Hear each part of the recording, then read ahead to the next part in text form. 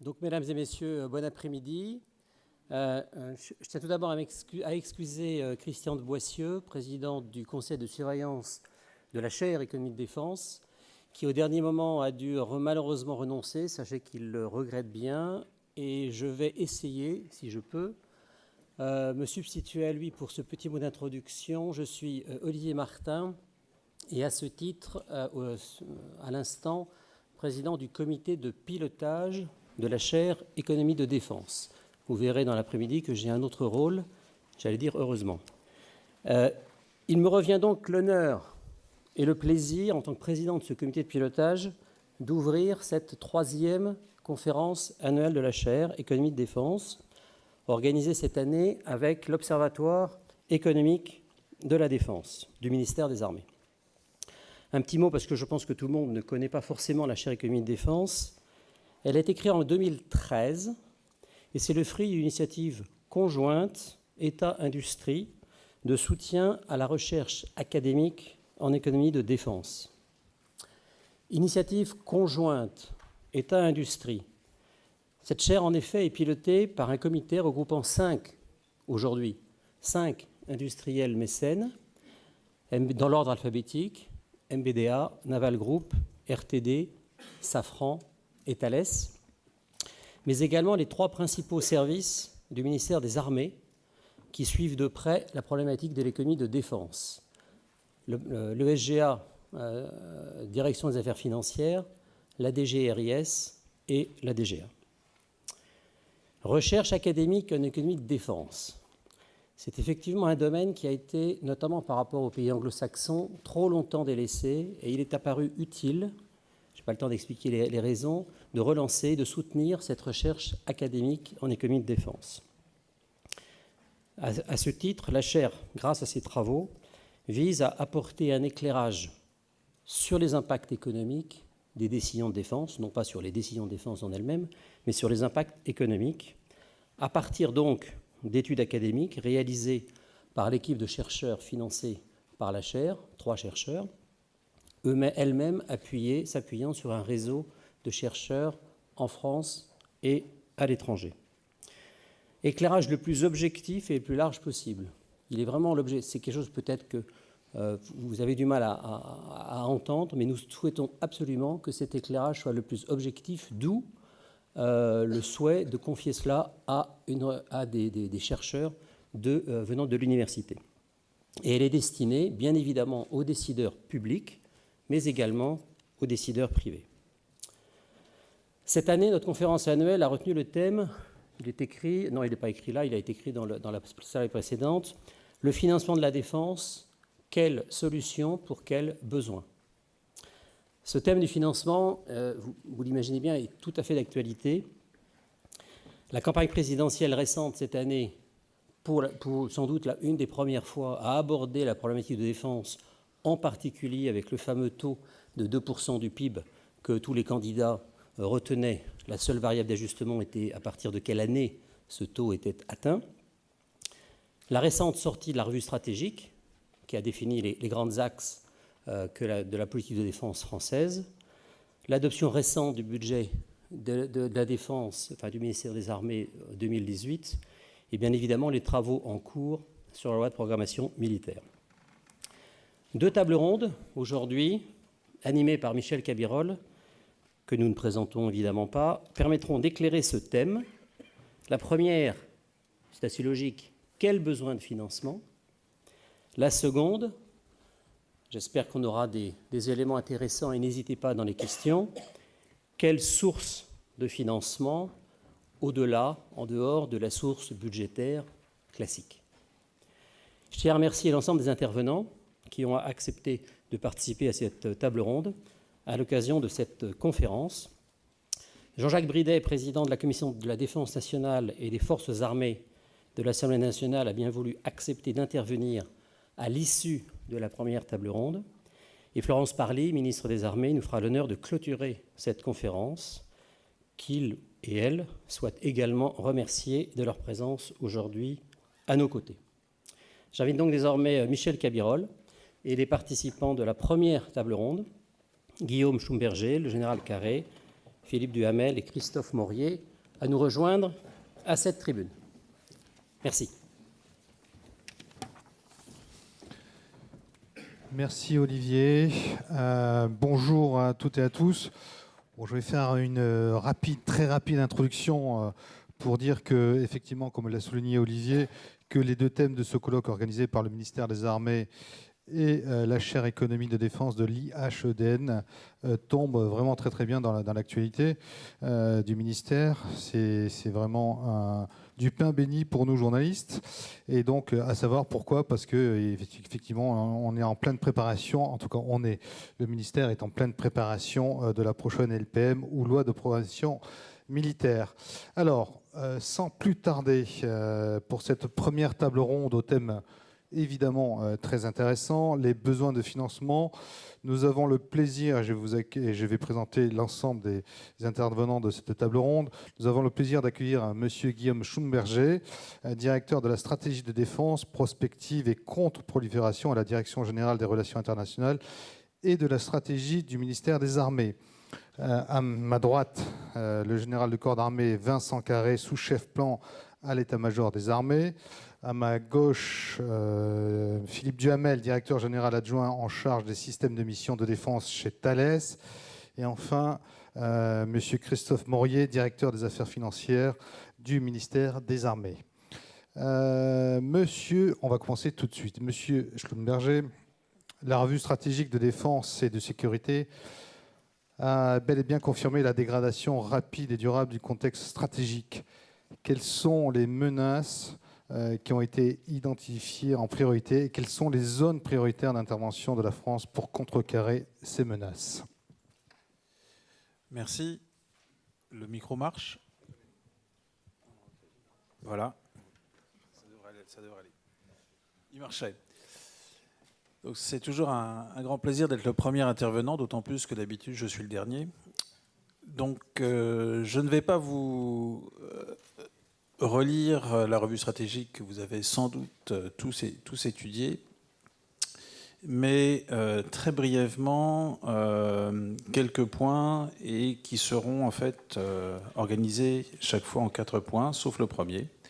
Certes, nous avons un contexte imprévisible, instabilité, etc. Mais en plus, dans le cadre général, nous voyons qu'il y a une contestation directe des cadres des institutions internationales qui étaient jusqu'à présent censées réguler le recours à la force.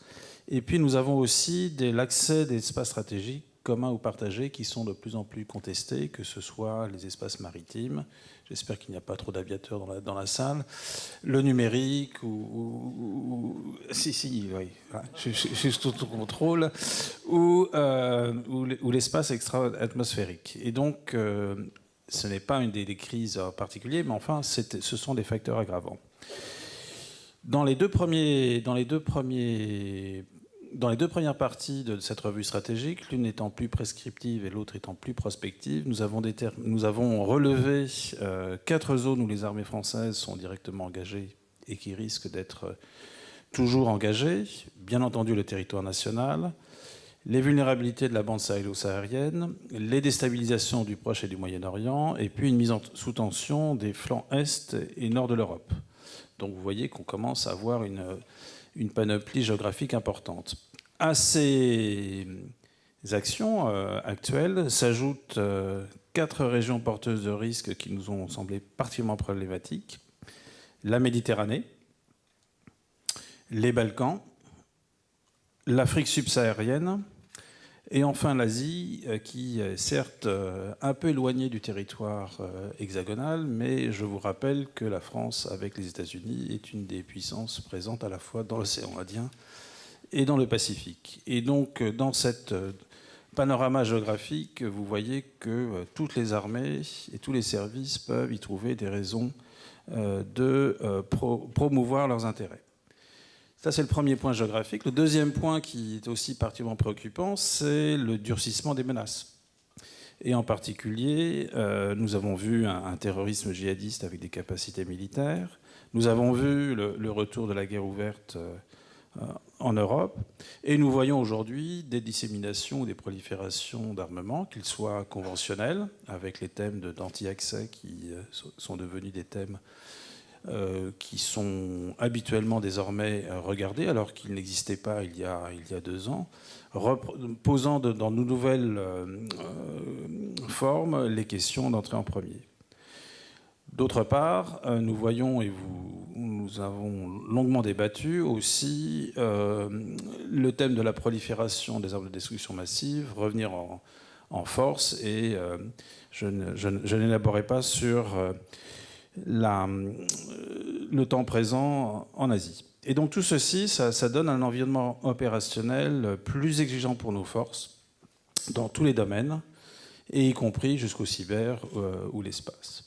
Et pour finir, puisque la liste des rouges de Van Écarlate n'est pas terminée, nous voyons des acteurs qui jouent avec agilité sur la totalité des actions. Et donc nous avons des conflits ou des crises qui sont désormais frappés de l'ambiguïté. Nous voyons des manœuvres d'intimidation stratégique, y compris en temps de paix ou en temps de crise, et une palette complète d'outils disponibles, qu'ils soient militaires ou non militaires, afin de concrétiser des actions politiques. Voilà, donc tout va bien. J'espère vraiment que nous nous sommes trompés dans l'évaluation de notre environnement actuel, c'est difficile, mais futur. Mais je crains de ne pas avoir de raison de penser que nous nous sommes trompés. Justement, face à ces menaces et pour lutter efficacement contre ces menaces, quelles sont les réponses de la France en termes d'autonomie, stratégie et de renforcement de la défense européenne ? Bon, alors je vais finir par l'Europe parce que là, je pense qu'on peut en parler assez longuement, et d'autant plus que c'est un élément qui est en construction, toujours.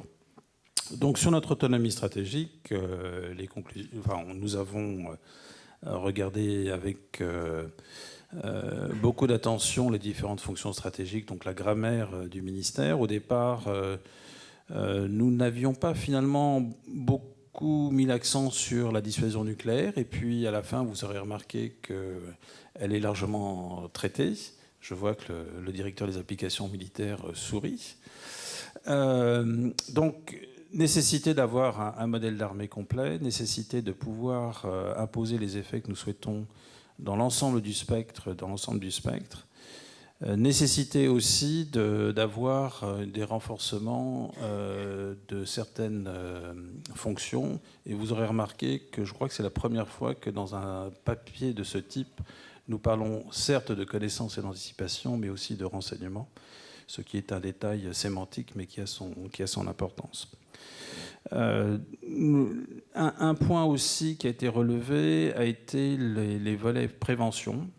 N'oublions pas que nous avons des territoires d'outre-mer, et c'est un sujet qui est apparu avoir été mis vraiment à l'os, et sur lequel il y avait sans doute un effort à faire. Cette autonomie qui repose à la fois sur la volonté politique, des capacités opérationnelles, mais aussi des capacités technologiques et industrielles. Et vous avez vu qu'il y a de nombreux passages sur la nécessité de conserver et de maintenir une base industrielle de premier rang. Malheureusement, dans le monde dans lequel nous vivons, elle ne peut sans doute pas répondre toute seule à toutes les crises auxquelles nous sommes confrontés. Et donc, nous avons eu aussi pas mal de travaux sur est-ce qu'il existe un intérêt européen, quel est le type de convergence, alors que nous avons constaté dans les années précédentes un certain nombre de tensions, je ne parle pas uniquement du Brexit, entre Européens.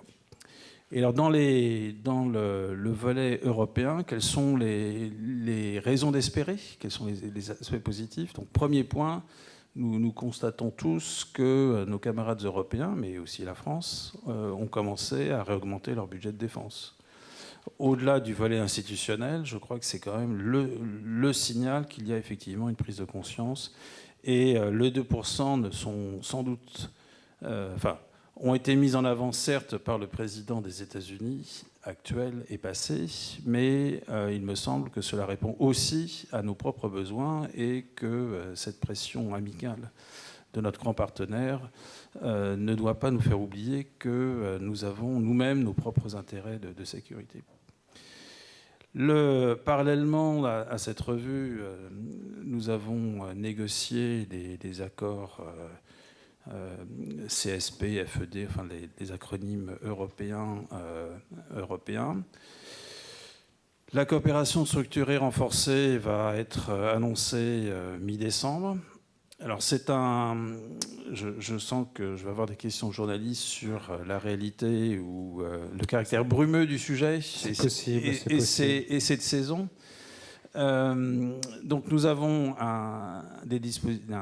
une avancée ou des dispositifs multilatéraux. Comme tout dispositif multilatéral, cela prendra du temps. Il y a 2 points à retenir. D'une part, le fait qu'il y a des engagements vérifiés par les pairs sur l'augmentation qualitative et quantitative des budgets de défense, avec la nécessité pour les différents pays qui participent de proposer à l'Union européenne des plans de mise en œuvre. Deuxième point, il est à noter que, sans doute pour la première fois, les institutions de l'Union européenne s'intéressent aux questions de défense, qui était quand même historiquement un sujet français. Et enfin, il y a des tentatives de projets nouveaux de coopération. Avec 2 rendez-vous, un en 2021 et en 2025. Et donc, si le verre est peut-être pas totalement plein, mais il n'est pas totalement vide, et je vous laisse apprécier la quantité. Est-ce que le verre est à moitié plein ou à moitié vide? Néanmoins, je pense que ça montre une certaine volonté politique d'aller de l'avant. Cette ambition et cette énergie européenne que nous déployons se conjuguent quand même avec une certaine lucidité. Je vous ai décrit comment la maison flambait, donc vous pouvez, pour un observateur extérieur et impatient, le sentiment d'un tempo un peu lent côté européen peut exister. Et donc c'est aussi la raison pour laquelle nous nous attachons à essayer de susciter des coopérations plus restreintes et plus pragmatiques.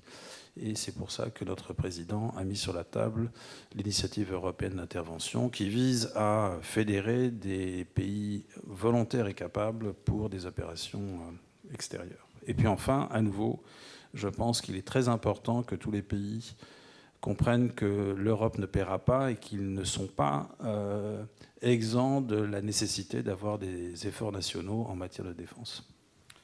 Juste pour finir sur l'Europe, évidemment, il y a eu beaucoup d'avancées ces dernières semaines et ces derniers mois sous l'impulsion de Mme Bieńkowska et de Mme Mogherini.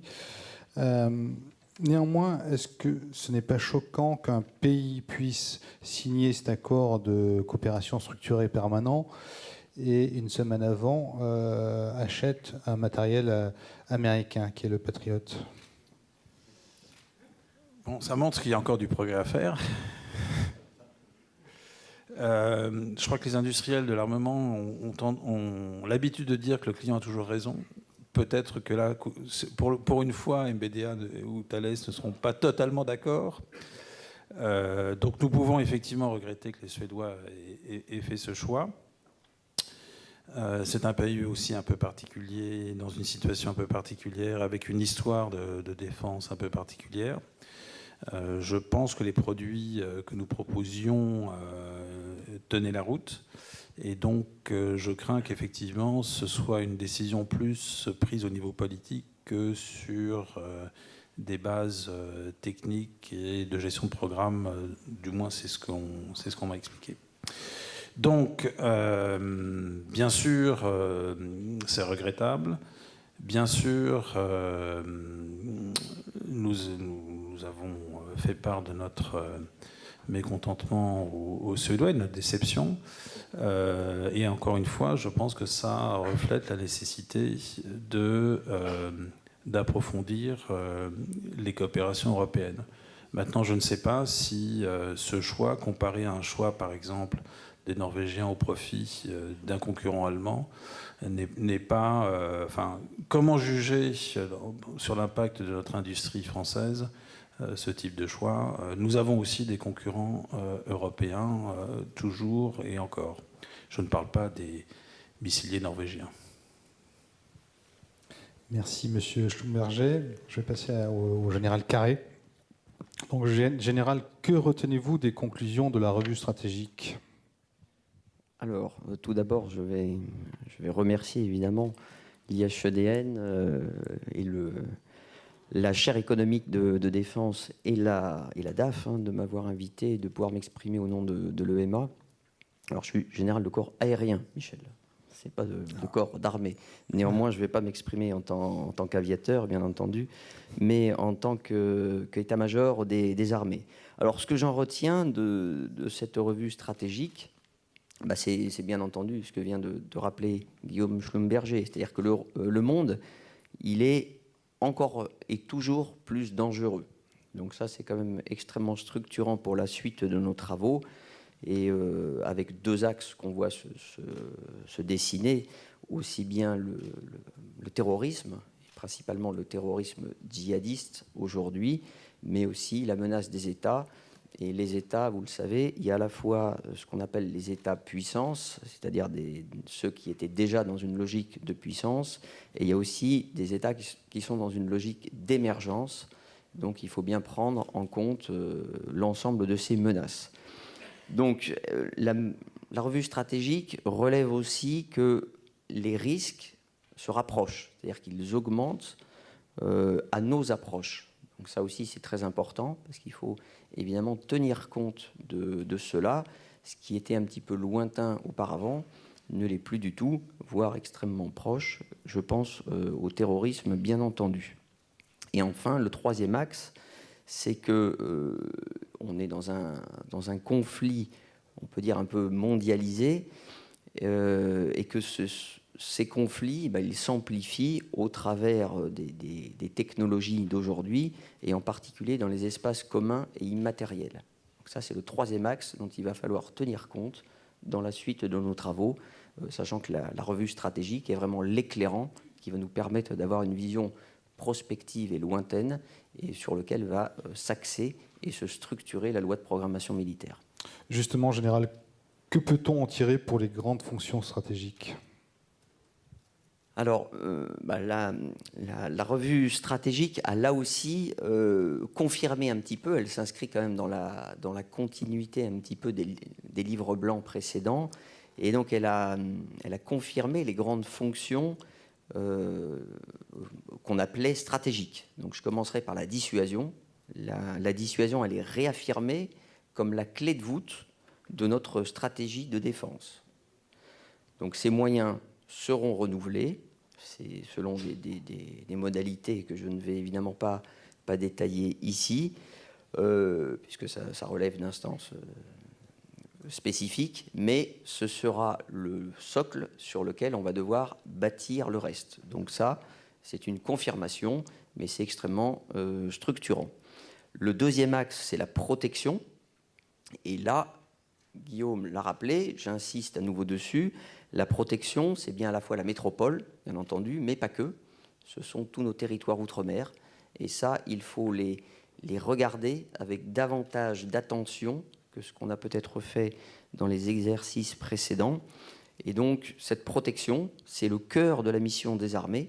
Et ça passe par la sécurisation de nos approches. Ça, on le connaissait depuis longtemps, avec la sécurisation de nos approches maritimes et donc aériennes. Ce sont des missions que la marine et l'armée de l'air font depuis de longues dates. C'est ce que j'appellerais un petit peu les postures permanentes historiques. Mais maintenant, il y en a une troisième qui est plus jeune, c'est Sentinelle, c'est la protection terrestre. Et donc il faut l'inscrire comme les autres et la faire, qu'on se structure autour d'elle et qu'on puisse évidemment être efficace et la faire perdurer dans le temps. Troisième axe stratégique, c'est l'intervention. L'intervention, le continuum, il est renforcé dans cette revue stratégique. Et donc ça veut dire qu'on doit être capable de protéger à la fois la profondeur, hein, ça peut être notre voisinage, et on doit être capable d'intervenir sur des zones où nous avons des intérêts stratégiques, qui peuvent être lointains ou pas. L'idéal étant de le faire à plusieurs, hein, cette notion de coopération et de partenariat, elle est soulignée et rappelée, elle est importante, mais il faut qu'on soit capable de le faire aussi en autonome lorsque la situation l'exige, et donc c'est quelque chose dont on doit là aussi tenir compte dans nos travaux de loi de programmation, ne pas être totalement dépendant, tenir compte de partenariats, mais savoir jusqu'où on peut faire les opérations seul. Le quatrième axe, c'est la prévention. Donc la prévention, c'est important, parce que traiter une crise en amont, c'est bien entendu plus simple et surtout beaucoup moins coûteux qu'une intervention. Donc l'effort de la prévention, il est très important, et on le dégage avec une logique de point d'appui, c'est-à-dire avoir des prépositionnements, des relais qui nous permettent de réagir très rapidement, soit de faire de la prévention, soit après d'être plus réactif et plus agile, parce que lorsqu'on traite une crise le plus tôt possible, eh bien entendu, l'efficacité est souvent bien meilleure. Enfin, le cinquième axe, c'est la connaissance-anticipation. Alors j'y ajouterai évidemment le renseignement, comme le rappelait Guillaume, parce que c'est important. Et donc là, c'est un socle un peu transverse, puisque les 4 fonctions s'appuient sur ce renseignement, on peut dire. Et il faut le renforcer. On l'a déjà beaucoup fait au travers de cette loi de programmation et son actualisation. On va continuer, et ça passe bien entendu par le cyber, par exemple, qui est vraiment un axe d'effort très important et sur lequel on va continuer à mettre une pression particulière. Justement, quels sont les besoins opérationnels qui en découlent ? Alors, les besoins, donc là j'entre plus dans le cœur de mon sujet, il faut qu'on puisse répondre à trois sujets différents, enfin, ou du moins 3 effets que je qualifierais protéger la France et les Français, ensuite faire face aux engagements d'aujourd'hui et de demain, il faut toujours avoir évidemment l'éclairage du futur, et le troisième étant être un acteur majeur en Europe et dans le monde. Alors pour le premier axe qui est de donc, protéger la France et les Français, ça suppose évidemment d'initier le renouvellement de nos 2 composantes, puisque je voulais rappeler, ce socle dissuasion est réaffirmé. Donc, évidemment, par exemple, il faut accélérer le renouvellement de nos avions ravitailleurs. C'est un des exemples que je peux citer pour l'illustrer. Nous avons aussi besoin de consolider notre capacité à protéger notre territoire. Donc ça, c'est ce que je vous expliquais, c'est-à-dire la pérennisation de notre posture de protection terrestre, je l'appellerai comme ça, désormais, tout en consolidant les postures maritimes et aériennes.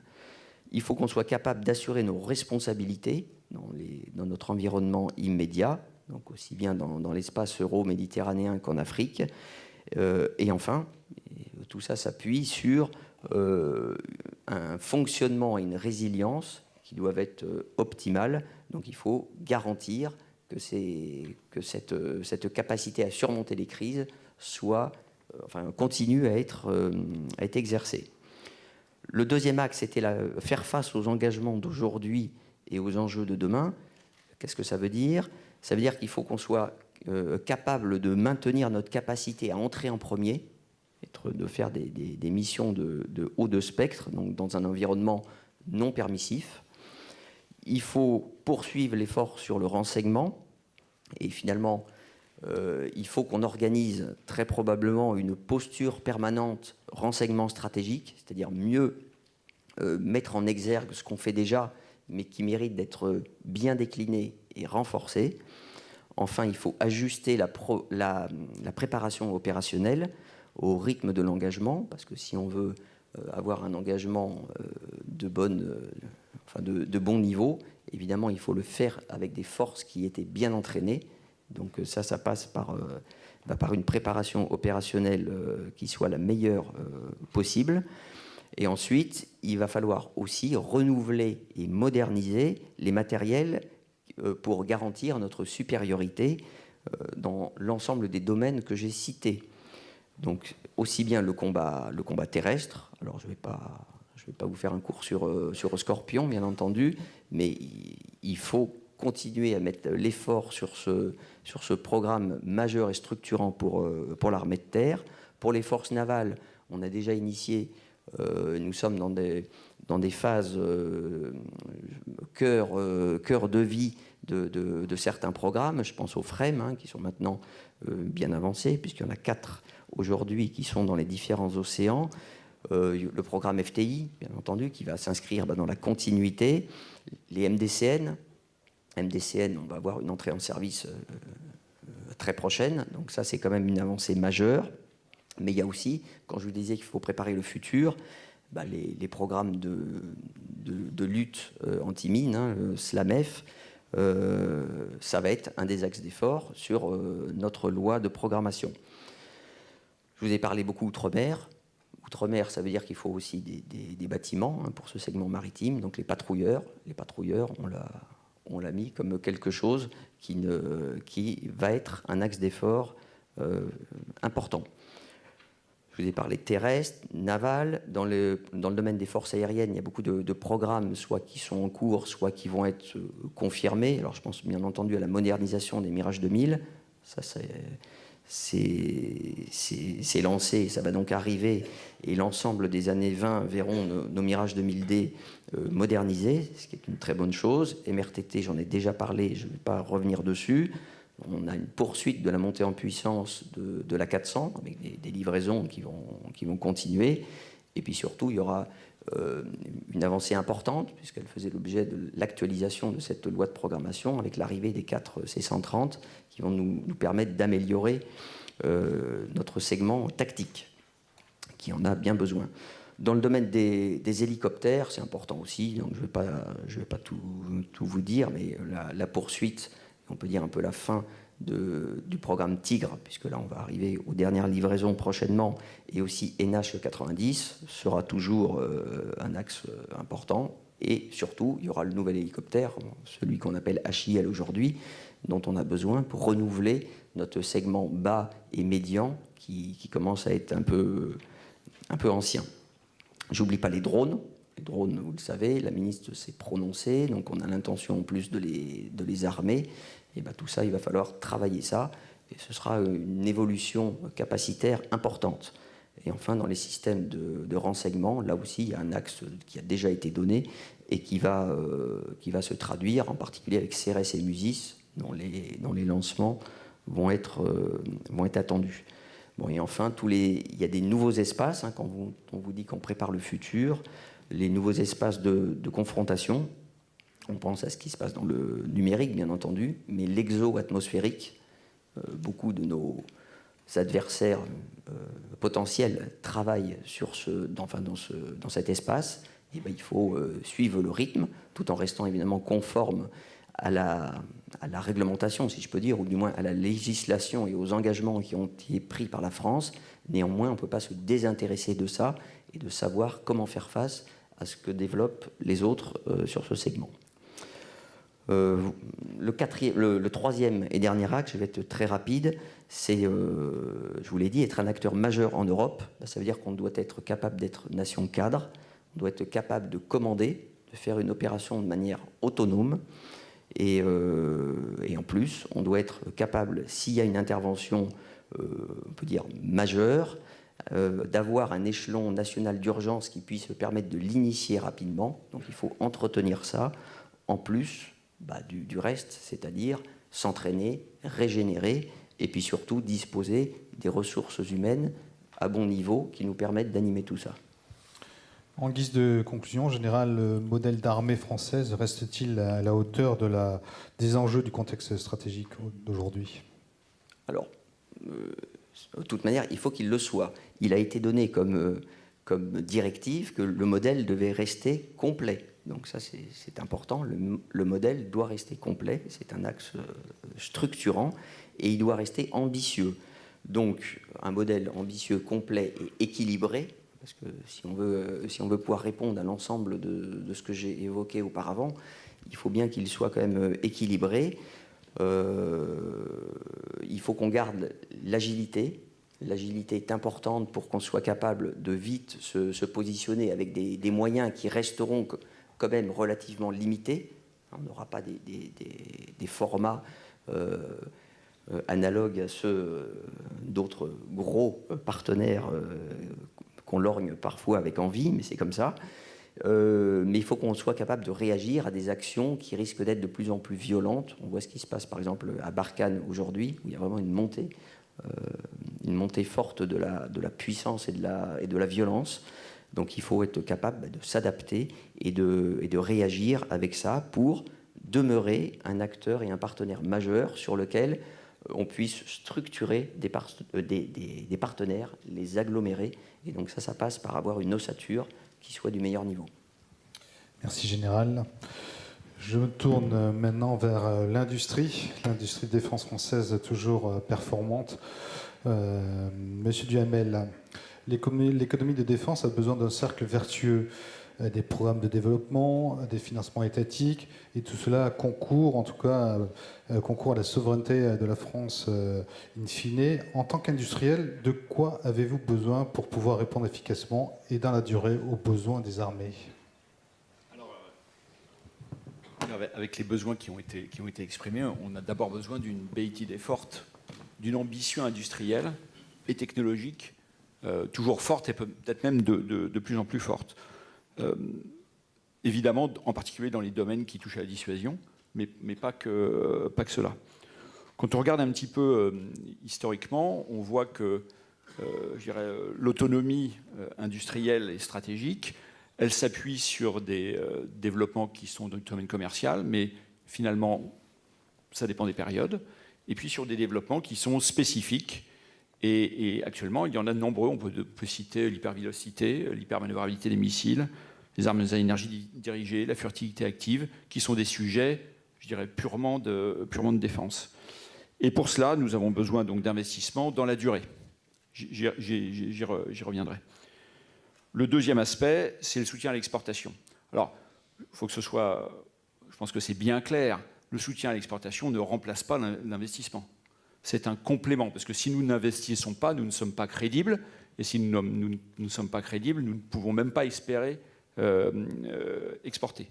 Donc c'est un complément qui nous permet, je dirais c'est un complément à la fois probablement politique, mais ça c'est pas le sujet de l'industrie, mais c'est surtout un complément qui est, je dirais, économique, puisque ça nous permet d'avoir une surface de vente plus grande, puisque les pays dans lesquels, en France, nous n'avons pas des séries que peuvent atteindre d'autres pays.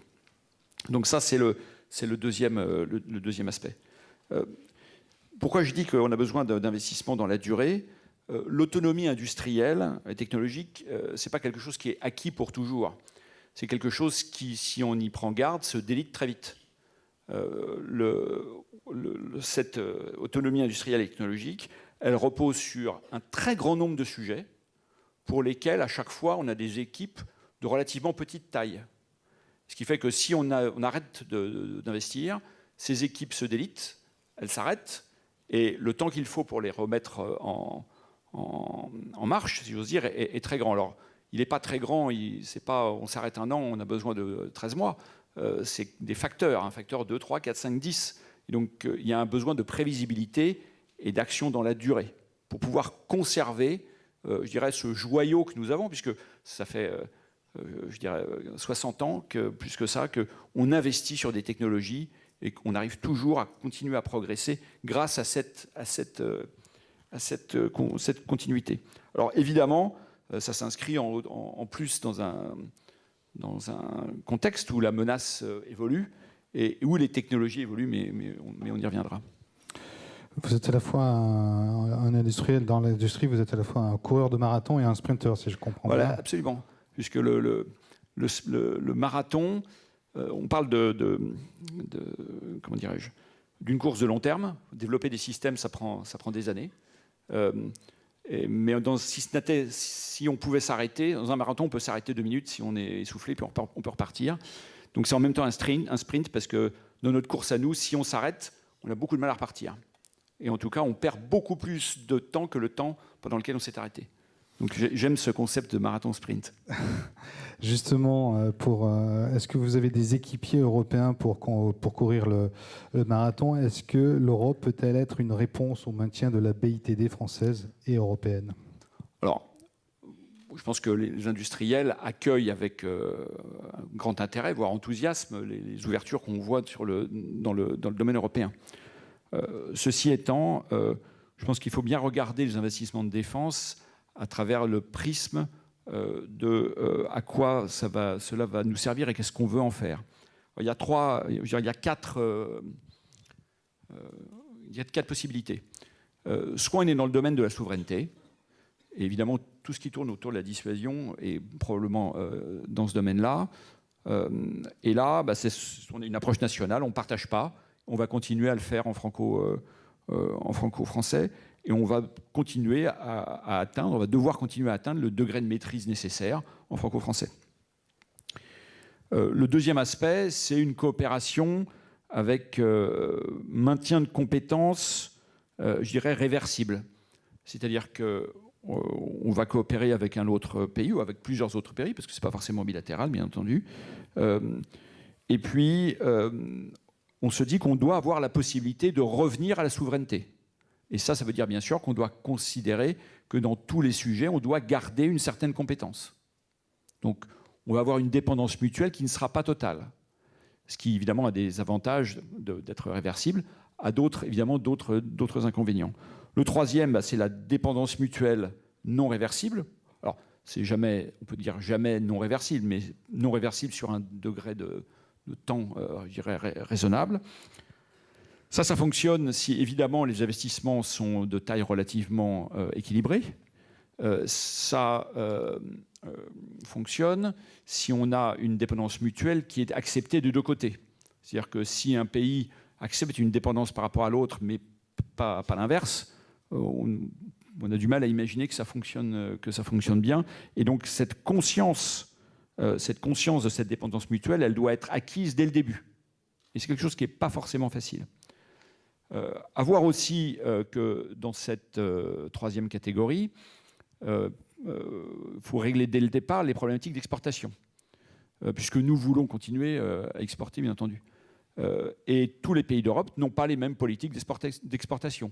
Certains pays d'Europe ont une politique d'exportation qui est relativement prévisible, d'autres qui ont une politique d'exportation qui subit des hoquets significatifs. Ça fait sourire quelques personnes, mais vous voyez de quel pays je parle. Et ça, évidemment, c'est quelque chose auquel il faut faire extrêmement attention, puisque si on se dit qu'on développe un système sur lequel on pourrait ne plus pouvoir exporter parce qu'on dépend d'un autre pays qui, lui, ne veut plus exporter, bon, si on l'accepte dès le début, très bien, mais c'est un engagement fort que l'on prend. Bon, et puis évidemment, il y a la quatrième partie dans laquelle on se dit on recourt au marché, il n'y a pas de problématique. En tout état de cause, la préférence européenne devrait s'appliquer, même dans le quatrième, si possible. C'est pas toujours le cas. Pardon ? Ce n'est pas toujours le cas, pas toujours le malheureusement. cas. Et puis, il faut que nous fassions attention à la problématique de substitution, c'est-à-dire qu'avec tout ce que je viens de dire avant, on ne faut pas croire que, mais je crois que ça a été dit avant, que la manne européenne, si on peut appeler ça une manne, va se substituer aux financements nationaux. Certainement pas vrai. C'est un complément, ça va être un facteur d'efficacité. Je parle évidemment du point de vue industriel, un facteur d'efficacité. On a des exemples dans le passé qui ont plutôt bien fonctionné. On sait aussi que beaucoup de projets sont difficiles. Donc voilà, donc il y a quatre possibilités avec l'Europe. Le dernier point, c'est que, mais c'est inhérent à ce que je viens de dire, la problématique des IPR, de la propriété intellectuelle, est absolument fondamentale quand on regarde dans le long terme, puisque nous sommes dans une problématique de long terme, et on sait que cette problématique les IPR arrivent toujours au moment où on s'attend le moins, on ne s'y attend pas, et elle doit être bien réglée dès le début. Et donc, nous devons faire tout ce que nous faisons en conscience. Plein de choses sont possibles si on le fait en conscience. Justement, l'innovation est la clé de la pérennité d'une industrie de défense en France. Quels sont aujourd'hui les enjeux technologiques que vous détectez, ceux de demain, pour une industrie française forte et pour servir évidemment les armées? Bon, alors, il y a plusieurs aspects. D'abord, comme on a une menace qui évolue, on a besoin de faire des systèmes toujours plus innovants. Donc il y a besoin d'innovation de manière très, très importante. Deux, nous devons intégrer de l'innovation qui vient du monde civil, si j'ose dire.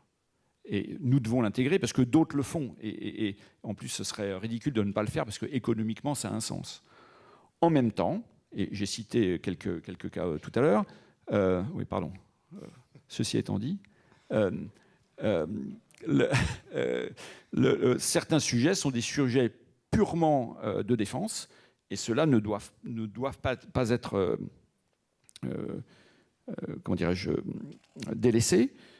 D'autant plus que, je l'ai dit tout à l'heure, mais c'est tellement important, nous travaillons maintenant sur les systèmes qui seront opérationnels dans 5-10 ans, et donc qui vont contrer une menace qui sera dans 5-10 ans. Donc il y a un besoin de regarder au-delà de l'horizon. C'est un radariste qui parle.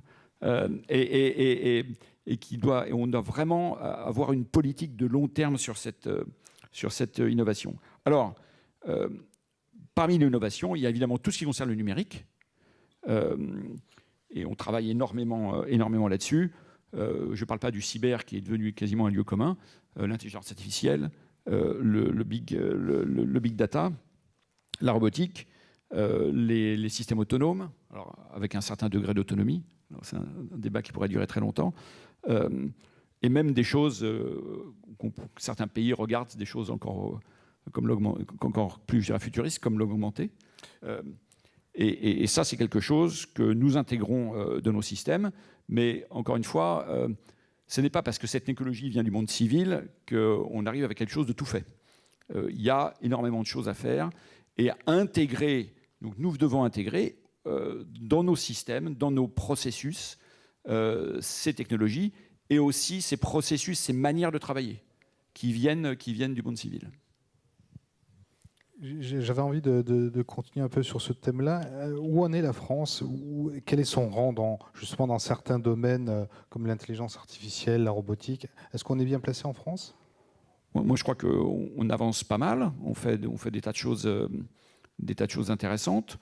Bon, évidemment, dans le monde dans lequel on vit, on a toujours envie de se comparer aux États-Unis et on ne se compare pas aux États-Unis.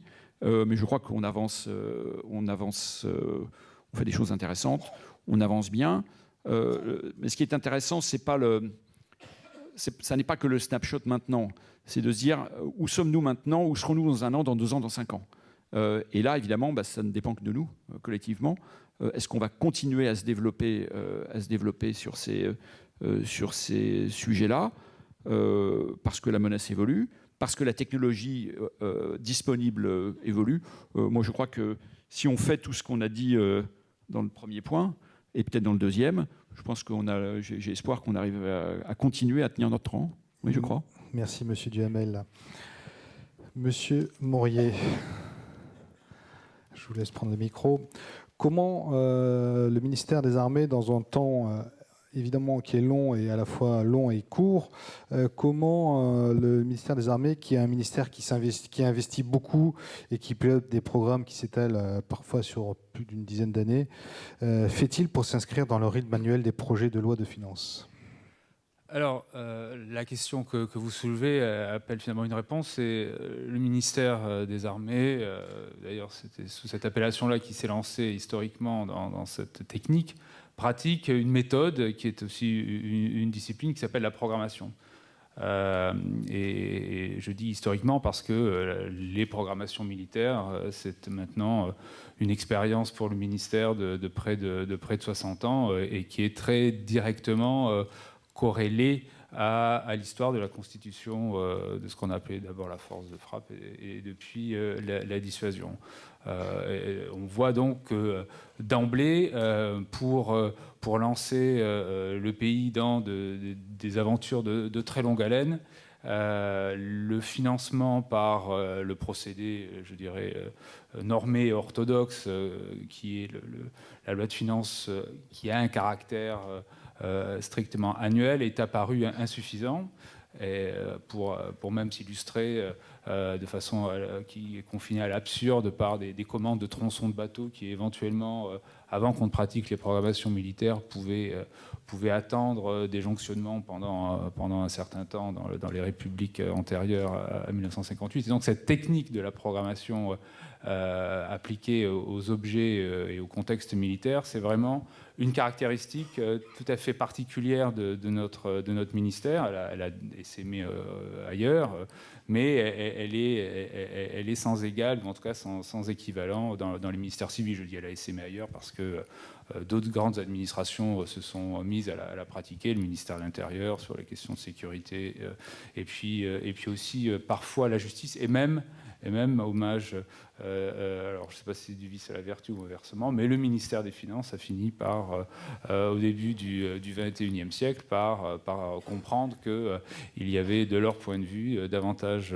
d'intérêt que d'inconvénients à pratiquer aussi l'inscription dans un horizon de temps qui dépasse celui de l'annualité. J'ai mis quelques éléments de situation de nos problématiques chiffrées sur une planche, et je vais les commenter très, très rapidement.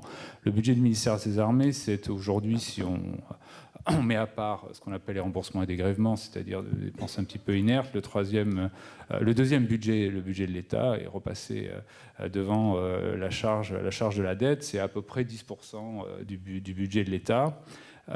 C'est pour une petite moitié un budget d'investissement, pour une encore plus petite moitié un budget de masse salariale, et pour la différence, moins de 10%, un budget de fonctionnement. Ce sont trois données qu'il faut avoir en tête. Donc pour une petite moitié un budget d'investissement, alors que par ailleurs le ministère de la Défense représente presque plus de 80% de l'investissement d'État. Donc ça, c'est quand même très important parce que en 30 ans, sous l'effet notamment des transferts massifs de compétences de l'État vers les collectivités locales, la part de l'investissement civil dans la dépense étatique s'est réduite à quasiment rien. C'est un élément, une caractéristique qui peut aussi constituer un problème quand on aura à se poser la question non pas du pluriannuel ni même de l'annuel, mais la question de l'infra-annuel, c'est-à-dire dépenses, alors je ne veux choquer personne, dépenses d'investissement très souvent qualifiées de dépenses discrétionnaires et en tout cas plus malléables du point de vue de ceux qui gèrent de façon globale les finances publiques, plus malléables que la dépense de personnel ou le service de la dette par définition. Et par conséquent, dépense qui a assez naturellement vocation à supporter les aléas de court ou de moyen terme qui caractérisent la gestion budgétaire de l'État. Et on voit que l'année 2017, évidemment, nous donne un exemple particulièrement éloquent de ce que cela peut signifier en termes de nécessité d'appuyer sur un budget tel que le ministère des Armées lorsque un objectif qui prime tous les autres en termes de conduite de la politique budgétaire et de tenue d'un objectif de déficit public prend le dessus en termes d'agenda politique. Donc ça, c'est pour faire référence aux décisions de régulation budgétaire de l'année 2017.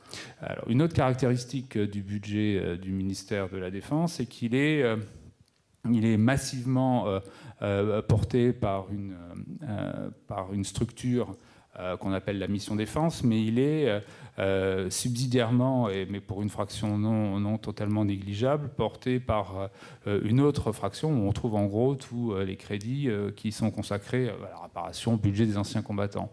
Et on verra dans la dernière partie de notre échange qui consistera à éclairer maintenant et au-delà, c'est-à-dire ce que pourrait être la prochaine loi de programmation militaire et comment finalement donner corps à la cible de 2% du PIB consacré à l'effort de défense, qu'il y a évidemment des risques de jeu sur les périmètres concernés, et que lorsqu'on parle de programmation militaire, de façon parfaitement comprise par les uns et les autres, on parle de programmation des crédits de la mission de défense et seulement de cela. Et que lorsqu'on parle aujourd'hui un peu en dessous d'1,8 et en cible 2025 2 points de PIB d'efforts consacrés à la défense par la nation, on parle toujours du même périmètre, c'est-à-dire sans y inclure les dépenses du budget des anciens combattants. Je dis ça parce qu'il y a toujours des astuces au moment de boucler les exercices de projection à moyen et long terme qui peuvent venir à l'esprit des uns ou des autres, enfin surtout des autres. Alors, pour réconcilier les différents horizons de temps qui sont finalement au cœur de notre travail, on a mis un diagramme où on fait apparaître les différents vecteurs. Donc, tout en haut, les sujets finalement qui ont été évoqués par Guillaume Schumberger et puis Vincent Carré, le cadre stratégique, alors qu'il prenne la forme à T0 d'un livre blanc ou qu'il soit rafraîchi par une revue stratégique comme c'est le cas cette année, en général, désigne un horizon de temps qu'on ne ralliera que par au moins deux LPM. C'est-à-dire qu'à tout moment, la cible s'écarte. C'est-à-dire que parfois 3. Donc là, on éclaire l'horizon le plus lointain, l'horizon qu'on peut dire de planification. En dessous, donc, on pratique la loi de programmation militaire sur des horizons qui peuvent et qui ont varié depuis que, en gros, on s'adonne à cette méthode, c'est-à-dire depuis le début des années 60. Aujourd'hui, on est sur, pour le prochain cycle, une période de 7 ans, ce qui est plutôt le plus long qu'on a connu historiquement. On est en cours d'exécution d'une loi qui est entrée en vigueur au 1er janvier 2014 et qui devait s'achever à la fin de l'année 19, donc sur 6 ans, mais qui, si les choses se passent comme nous sentons qu'elles vont se passer, aura été finalement tronquée d'une année, donc plutôt 5 ans. Donc un horizon de temps, en gros, compris entre 5 et 7 ans pour la programmation militaire. Et puis, finalement, la couche profonde de cette loi de programmation militaire, c'est ce qu'on appelle un référentiel de programmation, où là, on a vraiment affaire au dur d'une matrice où on a les fonctions, les capacités, les objets, qui est finalement travaillée, elle, constamment. Elle est travaillée à chaque fois qu'on refait un exercice de construction ex-ante d'une loi de programmation militaire. Elle est remise sur le métier, évidemment, au moment où on actualise, le cas échéant, de façon soit formelle, par une loi, soit de façon un peu plus informelle, par des décisions, le plus souvent du président de la République en Conseil de défense, comme ça a été le cas en 2016, et puis elle est travaillée annuellement par voilà, des acteurs du ministère qui sont en gros sous la responsabilité du chef d'état-major des armées, la direction générale de l'armement et puis les directions dont évidemment la direction financière qui dépend du secrétaire général. Et puis voilà, donc là vous avez vraiment je dirais le programme génétique de la programmation. Vous avez les méthodes, les enceintes, les procédés par lesquels les besoins sont exprimés, les besoins sont calibrés, retravaillés, les besoins sont confrontés à des ressources avec des phases de décantation successives où apparaissent ce qu'on appelle des R-B, c'est-à-dire des excédents de besoins sur les ressources, et puis après passage de plusieurs je sais pas, marteaux, en tout cas par discussion et par train de laminoir, on arrive à peu près à tout aplatir et à avoir, au moins pour les 2 annuités devant nous, et à coup sûr pour celle qui vient en premier, la matière nécessaire à la fabrication d'une loi de finances pour, en l'espèce, en 2017, on a fabriqué la loi de finances pour 2018. Elle n'est pas encore votée, elle est bien partie pour l'être, mais il faut respecter les droits du Parlement. D'ailleurs, c'est une affaire très française, et même si la Ve République aujourd'hui n'est plus exactement ce qu'elle était à ses débuts, fondamentalement, les choix budgétaires et de programmation sont une affaire qui concerne le pouvoir exécutif. On sait très bien que dans d'autres contextes géopolitiques, les choses se présentent de façon très différente. Aux États-Unis, où il y a évidemment beaucoup d'argent, c'est un argent qui est distribué par d'autres méthodes que les façons qui sont en vigueur en France. Bon.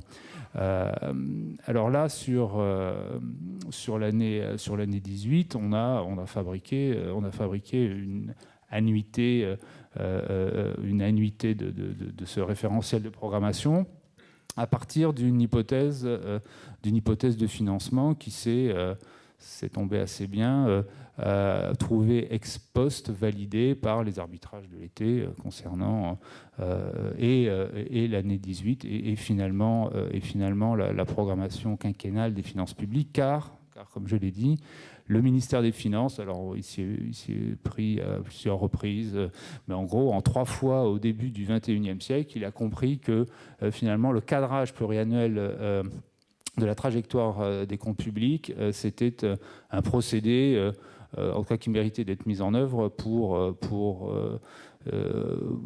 mener une politique budgétaire qui ne dérive pas constamment par rapport à ces objectifs, qui est en gros le diagnostic que l'on peut faire des 25 ou 30 dernières années de politique budgétaire de l'État.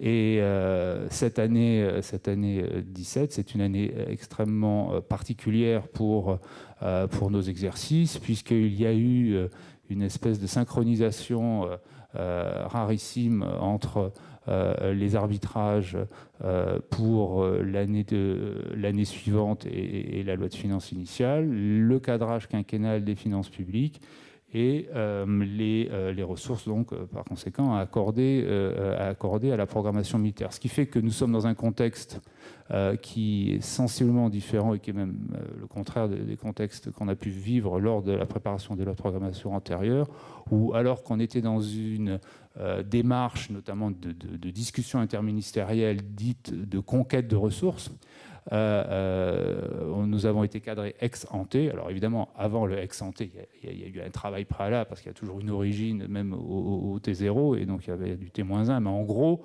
depuis cet été, la loi de programmation militaire est vraiment en cours d'élaboration, alors que les hypothèses de financement, au moins jusqu'à l'année 2022 incluse, sont désormais plus que des hypothèses, mais constituent des points de passage d'une trajectoire qui a été arbitrée.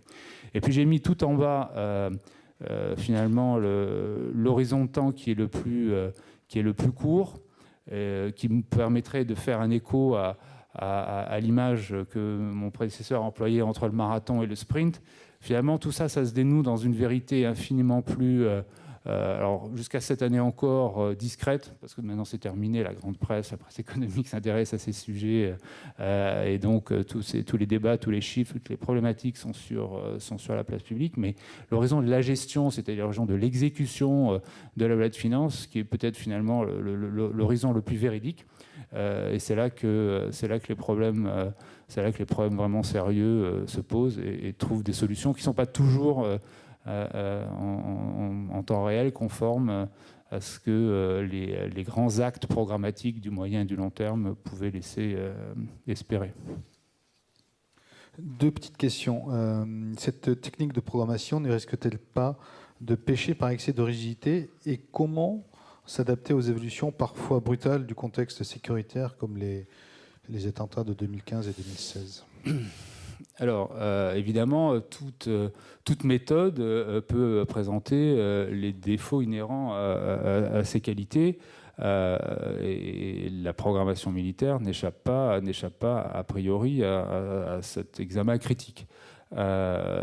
Mais, comme je l'ai dit, la couche profonde de la programmation militaire, qui est cette matrice, ce référentiel de programmation, est finalement sur le métier quasiment en permanence. Enfin, il y a quand même un petit moment de répit à la fin du printemps, au début de l'été, mais c'est en somme quelque chose qui est manié, travaillé en permanence et qui permet de manière assez plastique de coller à toutes sortes d'événements qui peuvent procéder soit de l'univers industriel, parce que les programmes ont leur vie propre, parce que sans régulation exogène à cette vie propre, il y a des événements qui ont un impact sur leur déroulement et par conséquent sur la traduction financière qu'il faut leur donner dans les budgets ou dans la gestion. Et puis, il y a les événements, je dirais, macroéconomiques.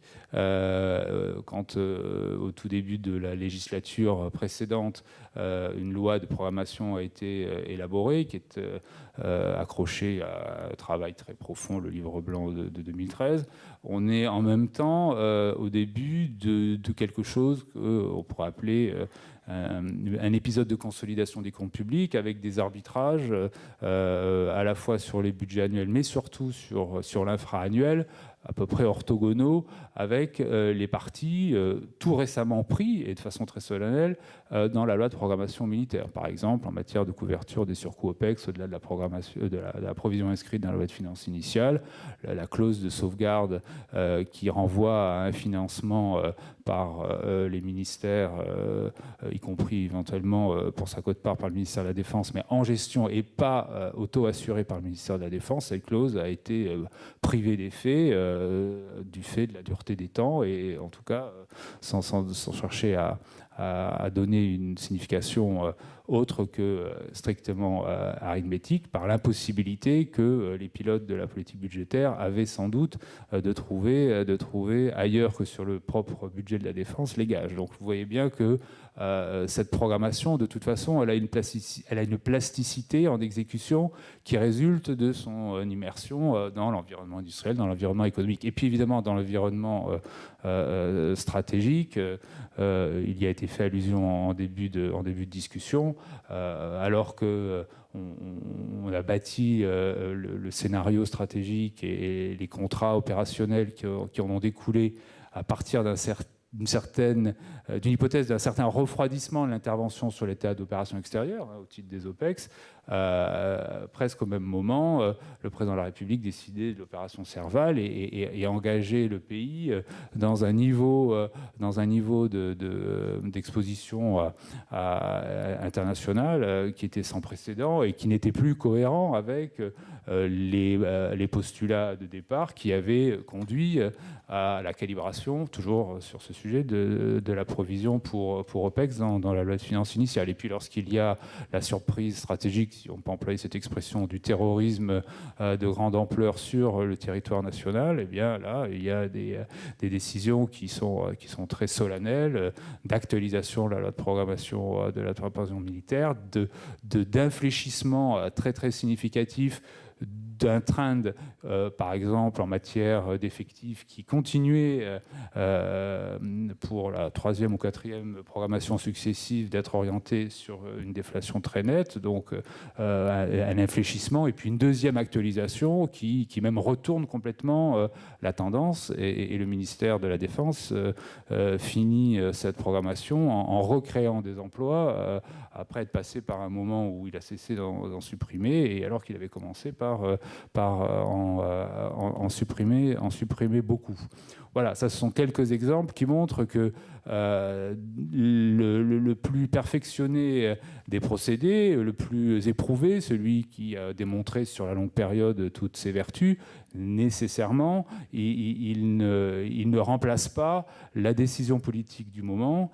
Et en matière financière, et malgré tout ce qu'on a pu dire sur les vertus de la programmation, y compris du point de vue de Bercy, ça n'annihile pas cette vérité première qui est que en matière budgétaire, c'est le point de passage annuel, c'est le 31 décembre qui est l'ultima ratio de ceux qui ont la charge de mener la politique budgétaire de l'État. Aujourd'hui, finir à 2,94 parce que 2,96 ça s'arrondirait à 3 points, alors que 2,94 ça s'arrondit à 2,9 et que 2,9 c'est esthétiquement et nettement en dessous des 3 points, c'est l'objectif absolu auquel est subordonnée la politique budgétaire de l'État, et tous les ministères, celui des armées y compris, y apportent chacun à sa façon sa contribution. Voilà, ça c'est un sujet qui nous montre que les décisions politiques du moment ont une puissance de contrainte sur le cours de nos affaires qui est supérieure finalement à ce que les lois de programmation les mieux conçues, celles dont le sous-jacent est le plus sophistiqué et le plus travaillé, peuvent apporter. Une dernière question. Il y a une nouvelle LPM en cours de préparation. quelles en sont les perspectives et se dirige-t-on vraiment vers ces fameux 2% d'efforts de défense ? Alors, ça devient un petit peu un exercice divinatoire, mais je peux quand même donner quelques éléments qui sont d'ailleurs très largement dans le débat public, parce que les décisions qui ont été prises sont connues. Cette loi de programmation militaire, elle couvrira à minima la période qui va s'ouvrir au 1er janvier 2019 et jusqu'à la fin de la législature.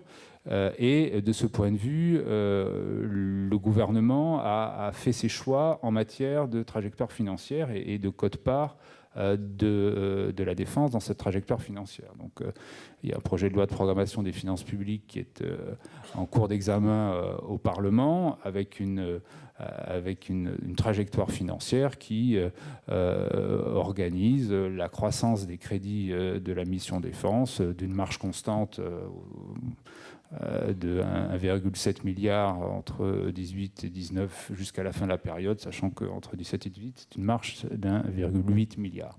Tout ça, ça nous amène sous des hypothèses qui, naturellement, comme toutes les hypothèses, peuvent être démenties par la réalité, mais des hypothèses relativement centrales, conservatoires, de croissance du PIB, à une part de la défense sur le périmètre que j'ai exposé tout à l'heure, ou rappelé tout à l'heure, en 2022, qui doit se situer entre en 86, en 87, à 2 ou 3 points de base, on ne peut pas être beaucoup plus précis. Donc clairement, l'engagement du gouvernement sur cette trajectoire qui nous mène, ou qui nous mènera, ou qui nous mènerait à 2% du PIB en 2025, l'engagement est réel, il est arbitré, et je dirais que les décisions sont en cours d'approbation dans les formes requises, dans l'espèce, pour ce qui concerne la loi de programmation des finances publiques. Après,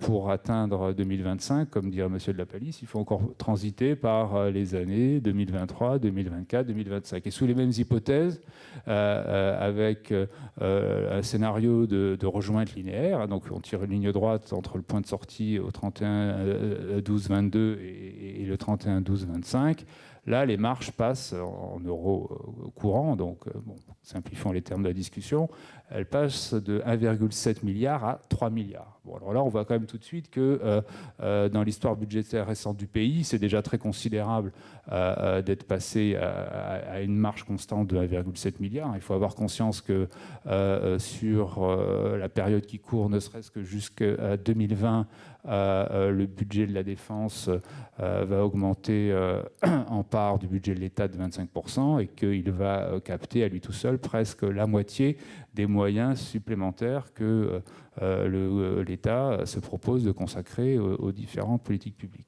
Mais on voit quand même que finalement la plus grande partie de l'effort reste à fournir plutôt en fin de période. Alors je voudrais quand même relativiser parce que ce qui est quand même très, très important, certes la pente se redresse et donc il y a l'idée que la difficulté la plus grande est devant nous, mais en vérité non. La difficulté très grande à surmonter, c'était d'inscrire, ce qui était plus qu'un frémissement, puisque entre 15 et 16, puis 16 et 17, le budget de la défense, toujours sur le même périmètre, avait augmenté en moyenne 500, 600, 700 millions. Bon.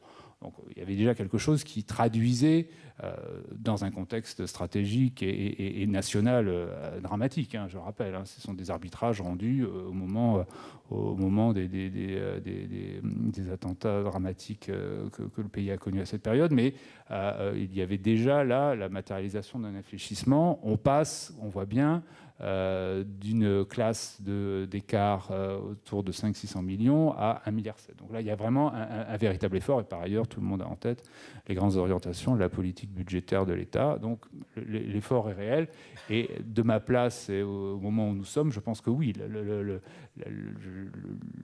l'orientation est prise, et c'est un événement réellement très important dans l'histoire budgétaire de la défense, on va dire, depuis que le thème des dividendes de la paix a commencé d'être dans le débat public, c'est-à-dire il y a presque 25 ans. Merci Monsieur Morier.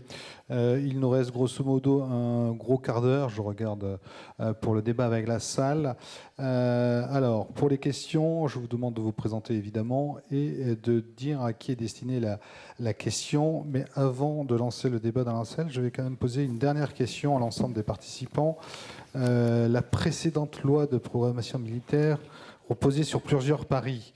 Je ne sais pas si vous vous souvenez, il y avait le pari des économies, il y avait le pari de l'exportation du Rafale et le pari des ressources exceptionnelles qui était à l'auteur de 6 milliards, un peu plus de 6 milliards.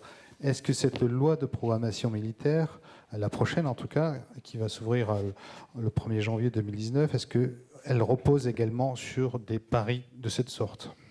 Si je garde le micro, d'abord, je ferai observer que les paris qui étaient très considérables, que vous rappelez, ont à peu près tous été gagnés. Alors certains ont été reformulés. Le pari des exportations, il a été d'une manière providentiellement gagné, puisque et le timing et les quantums ont effectivement permis ex post de valider le scénario de livraison, fabrication au profit du client armé de l'air française, premièrement. Sur les recettes extra-budgétaires, il est gagné au moyen d'une conversion, à tous égards, une conversion à l'orthodoxie, c'est-à-dire du retour à des crédits budgétaires lorsque au départ, on était plutôt parti vers des procédés un petit peu plus comment dirais-je, hétérodoxes ou exceptionnels, et en particulier la cession des fréquences hertziennes s'est avérée une hypothèse qui ne s'est pas matérialisée, mais l'État en a tiré toutes les conséquences, et aujourd'hui, à très peu de points près, qui vont d'ailleurs se matérialiser par les cessions des objets traditionnels que le ministère réalise, les ressources exceptionnelles ont été remplacées par des crédits budgétaires. De ce point de vue-là, c'est une grande satisfaction pour le ministère de la Défense. Et du coup, la prochaine, on sait à peu près ou pas ? Je crois qu'il est un peu tôt pour le dire. Okay. Général. Je dirais évidemment la même chose, il est trop tôt pour le dire. En revanche, on peut souligner le rapport de la Cour des comptes, qui lui a été publié comme il y a peu de temps, qui nous recommande d'y prêter un œil attentif et de plutôt ne pas le refaire. Il ne dit pas qu'il ne faut pas, il nous recommande en pointant du doigt tous les risques qu'il y avait eu à prendre ce pari. Maintenant, je pense qu'il est un petit peu tôt pour s'engager formellement, pour dire on le refera ou pas. En revanche, je voudrais juste souligner un point, c'est-à-dire sur le fait que, évidemment, ces exports, ces paris à l'export ont été gagnés, mais en se plaçant de mon point de vue, il faut bien voir qu'il y a quand même une prise de risque. Je pense principalement au Rafale, c'est-à-dire que quand on exporte le Rafale, pendant ce temps-là, on ne le livre pas. Donc ça passait par des années blanches, et donc des années blanches qu'il faut maintenant un petit peu digérer, puisque là, ça concerne principalement l'armée de l'air, bien entendu, mais le fait qu'elle ait eu des moindres livraisons, il faut tenir compte de ce paramètre pour la suite. Donc c'est très important de voir l'équilibre économique, mais aussi de voir finalement la conséquence capacitaire immédiate, mais surtout future de tels engagements. Donc ça, il faut être très vigilant là-dessus. Merci, Général. Est-ce que vous avez des questions au fond?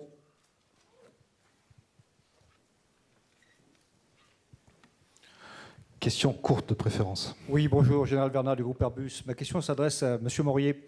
Il y a les risques de la prochaine LPM. Il y a un sujet inédit dans le débat au sujet du reste à payer. On a l'impression que tout le monde découvre que faire de la programmation d'investissement à long terme crée de la dette loin en avant. Comment est-ce que vous voyez se dénouer ce débat, monsieur le directeur?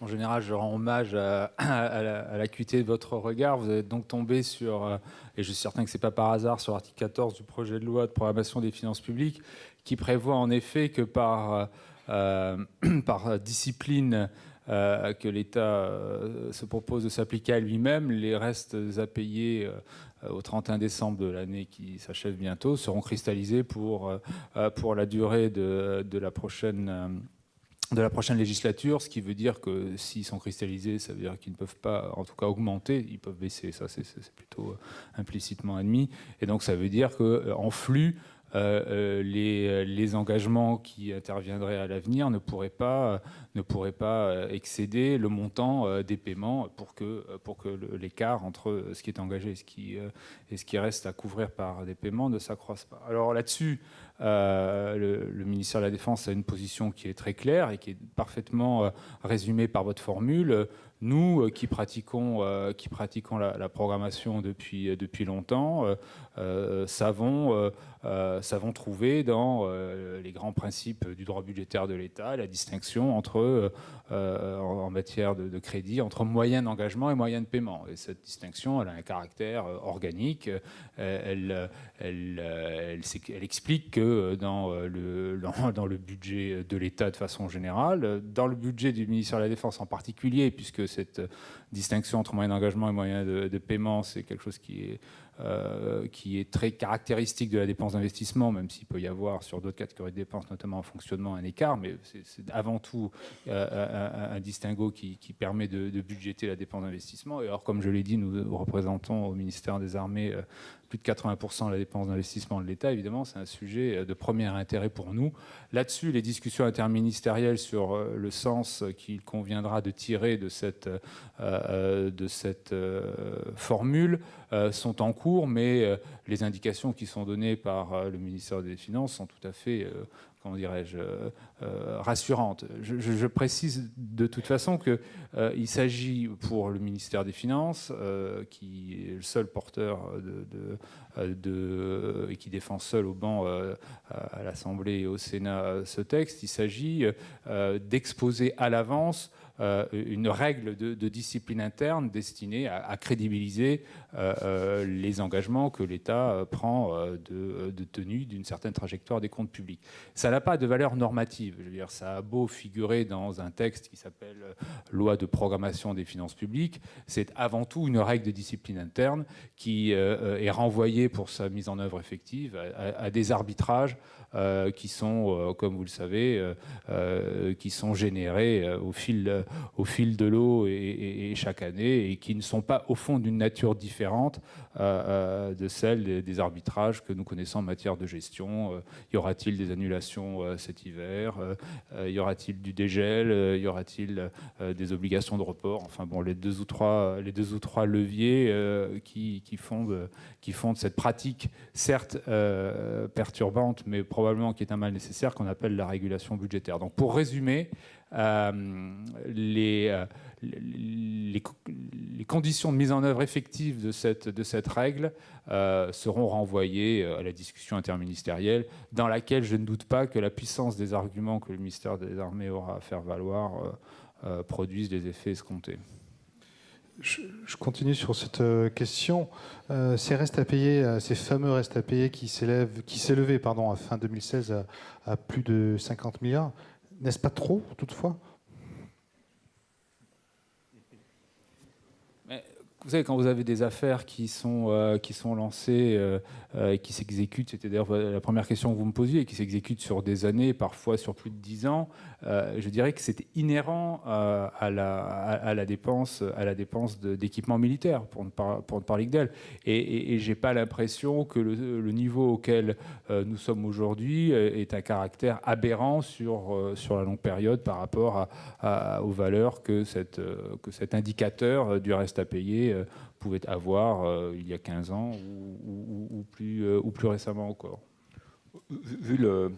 Pour compléter, si vous permettez, vu l'industrie, on pourrait se dire que est-ce qu'on a des développements qui sont plus courts et qui font qu'on pourra avoir des engagements de plus courte durée? La réponse est certainement non.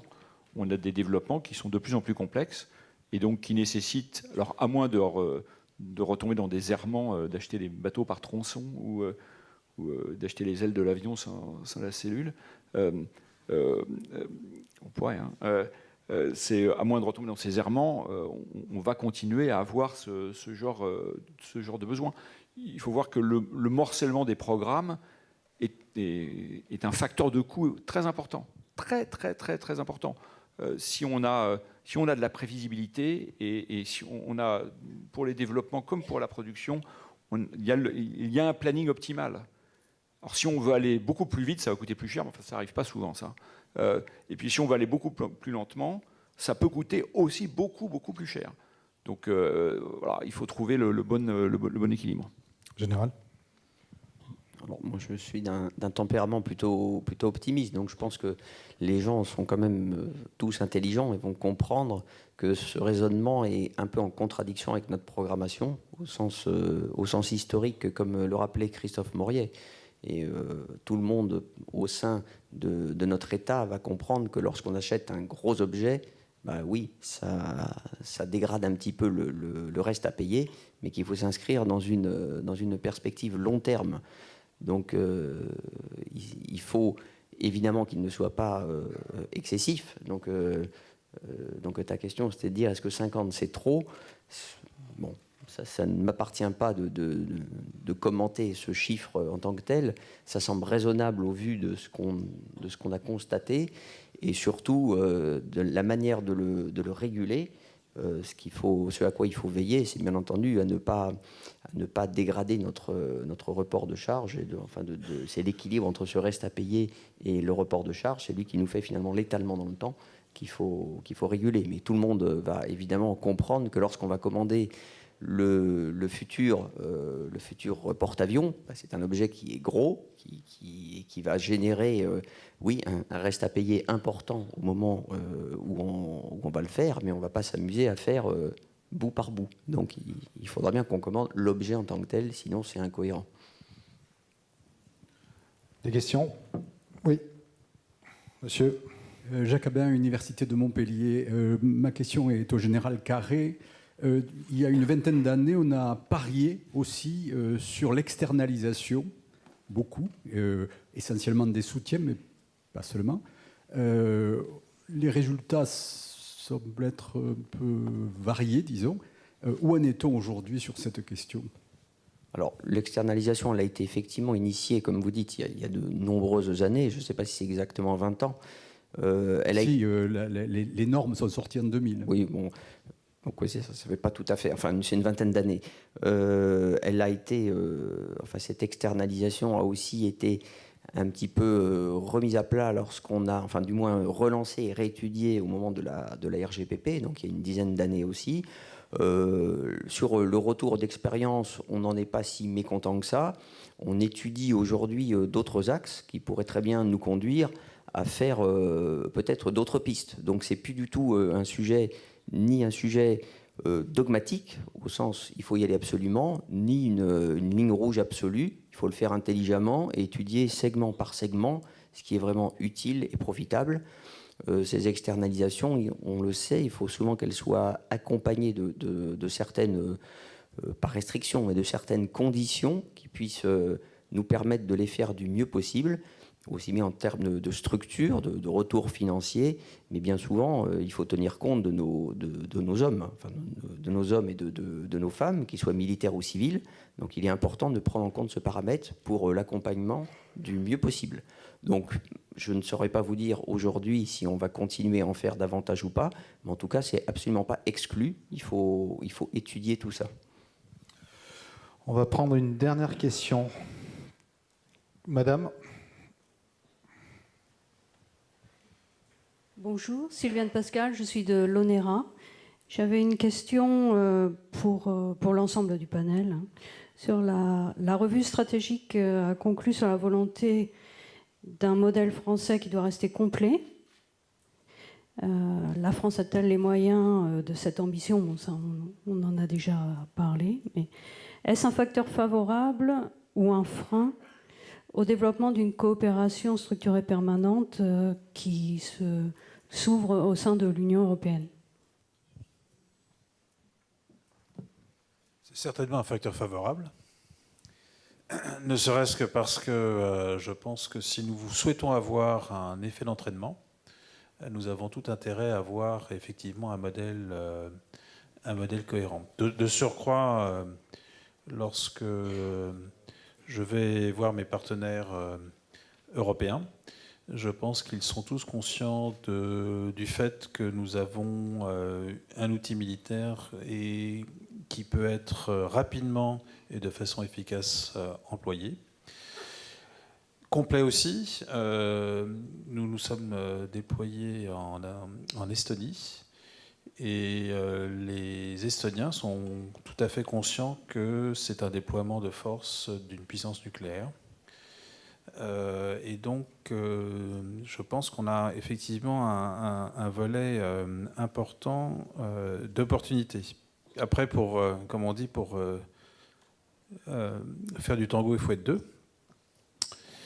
Et de préférence du même niveau, sinon vous avez mal aux pieds. Et donc, tout notre effort est de convaincre nos partenaires de nous regarder comme un acteur solide, fidèle à ses engagements. Et vous avez remarqué dans la revue stratégique, nous avons pris le soin de rappeler nos engagements au titre de l'Alliance Atlantique ou de l'Europe, qui, de temps en temps, sont pas toujours bien lus dans l'opinion publique française. Il ne faut pas les oublier. Et donc, il me semble qu'on a tout à fait intérêt à avoir ce modèle.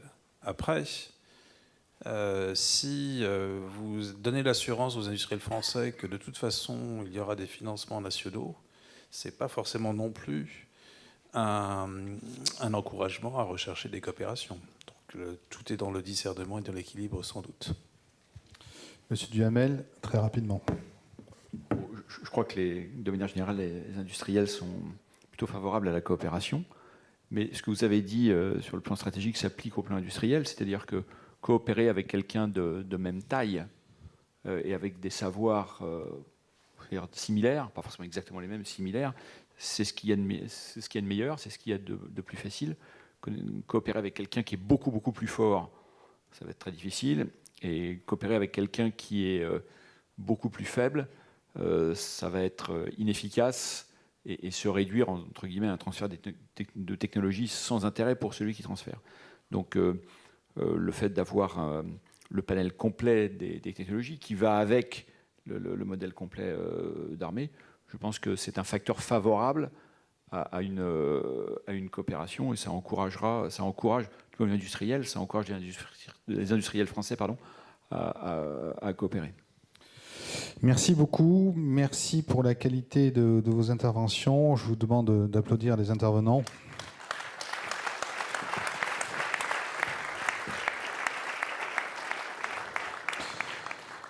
Et je salue M. Bridet, président de la Commission de défense de l'Assemblée nationale, qui va faire un discours.